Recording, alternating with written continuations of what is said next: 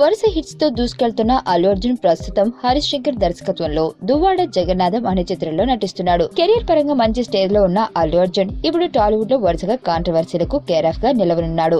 అల్లు అర్జున్ చేస్తున్న వరుస కామెంట్స్ ఇప్పుడు హాట్ టాపిక్ గా మారాయి.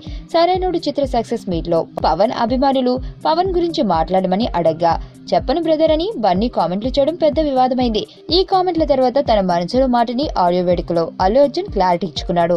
ఆయన బన్నీని పవన్ ఫ్యాన్స్ వదలడం లేదు. ఆ వివాదం సద్దుమణుగుతుంది అనుకున్న సమయంలో ఇప్పుడు మరోసారి అల్లు అర్జున్ మరో కాంట్రవర్సీ క్రియేట్ చేశాడు. ఇటీవల విశాఖ వెళ్లిన బన్నీ సంక్రాంతి సినిమాల గురించి మాట్లాడుతూ ఈసారి సంక్రాంతి సినిమా మనదే అని చెప్పాడు. ఈసారి సంక్రాంతి మనదే రాసుకుండంటూ అంటే బాలయ్య శాతకర్ణి కంటే చిరు ఖైదీ సినిమానే హిట్ అవుతుందన్న అర్థంలో వచ్చేలా మాట్లాడాడు.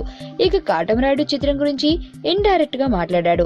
2016లో మిగిలిన లెక్కలేమైనా ఉంటే 2017లో సరిచేస్తామంటూ చెప్పుకొచ్చాడు. ఈ కామెంట్స్ పై ఇండస్ట్రీ జనాలు అల్లు అర్జున్ గొప్పలకు పోతూ లేనిపోని కాంట్రవర్సీలో చిక్కుకుంటున్నాడనే మాటలు వినిపిస్తున్నాయి.